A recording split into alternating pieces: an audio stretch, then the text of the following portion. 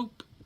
Happy Wednesday. Today is Wednesday, July 29th, 2020, and today's daily Bible readings from the daily lectionary, I guess you put it that way, the daily Bible readings from the Revised Common Lectionary, there you go, come to us from Psalm 65, 8 through 13, Genesis 46, verse 2 through chapter 47, verse 12. It's a long section from there today.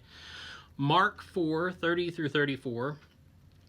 Or you could have read Psalm 119, 121 through 128, rather, and Proverbs 1, 1 through 7, and 20 through 33. And again, you end up with Mark chapter 4. Today, I'm going to focus on the Genesis passage and then Mark 4, 30 through 34. Because that is like everybody's favorite because it talks about the mustard seed, right? There's actually a couple of places in the Gospels where it talks about mustard seed. There one is, where if you have faith the size of a mustard seed, you can, say to this mountain. This is different. This is Jesus using the mustard seed as a symbol of the kingdom, right? He's telling parables to his disciples and explaining to them what the kingdom of God is like. And he says, what can I compare the kingdom of God to? Well, let's see, like a mustard seed, right? And so what's the deal with that? Well, sometimes it's the little things, isn't it? Here's the deal with it. Everything that he says is saying that the mustard seed becomes. Mustard doesn't do that, right? So, okay, yeah, sure, mustard is a tiny little seed. Maybe not necessarily the smallest seed in the garden. Sorry, it's the truth. There are much smaller seeds, but yeah, it's a tiny seed, and it's not something that people pay a lot of attention to, right? So mustard seeds are small, but here's the thing: they don't grow into trees.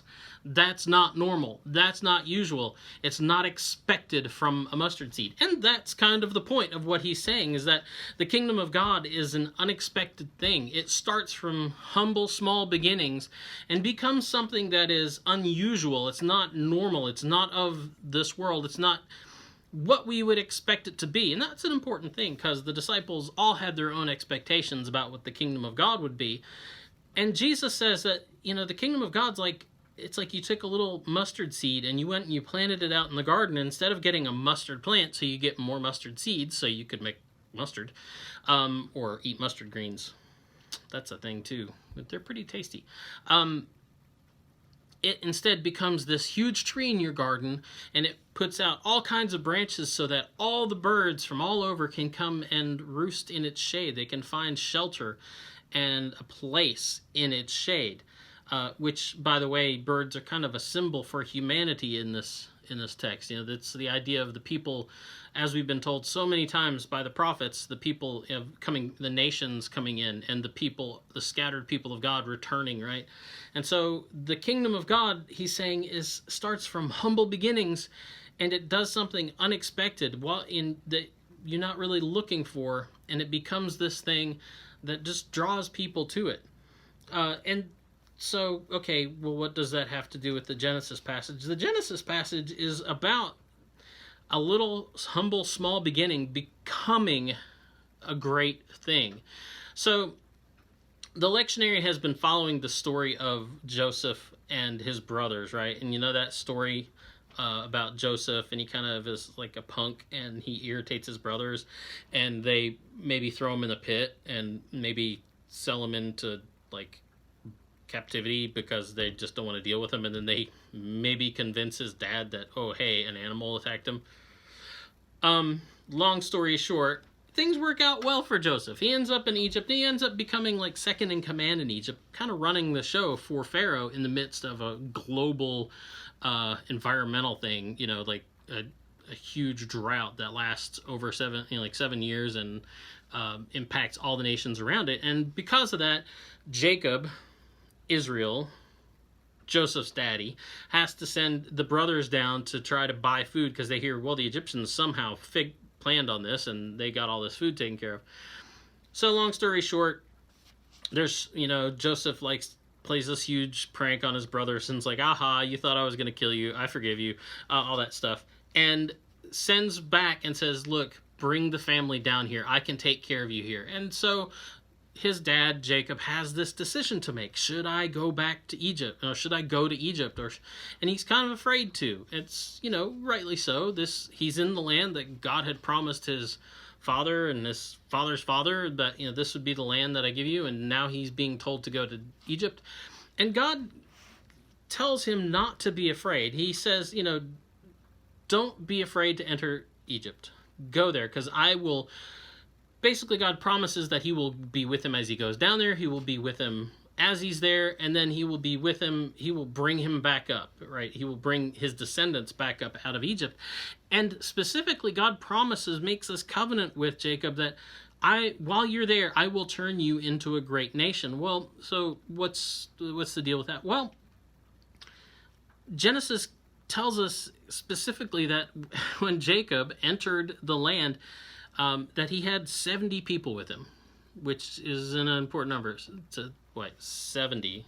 7 times 10, 70. So that's an important thing. God, sends 70 people into Egypt. It's not really a huge group. It sounds like a big group of people, but when you're looking at somebody entering a nation, these refugees that are fleeing Canaan because, there's no food there and there's no water and they don't know what else to do.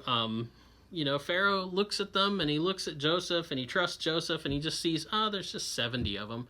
That's just it's just a few people. And he goes, yeah, come on, here, you can go settle over there. And so this little tiny group of people who seem insignificant in the great overall story of Egypt end up, while they're there, becoming this great nation. And our salvation history is founded on these people and this covenant that God had made not only with Jacob, but with his father and his father's father, with Abraham. And that little faithful act of God creates this huge thing that nobody expected, right? And that's really kind of the story of their sojourn in Egypt. There's 70 that go in, but Exodus 12:37 tells us 600,000 came out, just counting the men.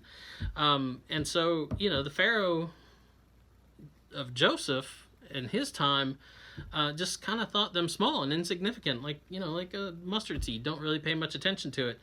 But the Pharaoh of the Exodus saw them as a nation and a huge threat. So,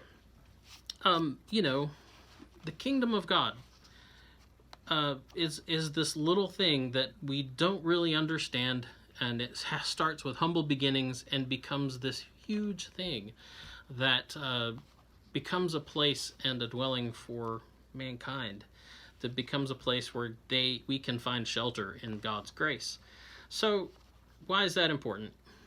Well, I think in this day and age, we get caught up on numbers and we get caught up on big things. And if it's not big to begin with, we don't think it's very important. But going back to the idea of, faith the size of a mustard seed, it's not that we have to have this huge, amazing thing. It's that we kind of have to be like Jacob and just take God at his word and take the first step and then step back and watch it grow. It's all about God and what God can do. It's not really that much about what we're doing. We just have to let the humble beginnings be and then let the tree grow. Well, that's the daily Bible reading for today, and we'll be back tomorrow, and you have a good day. Boop.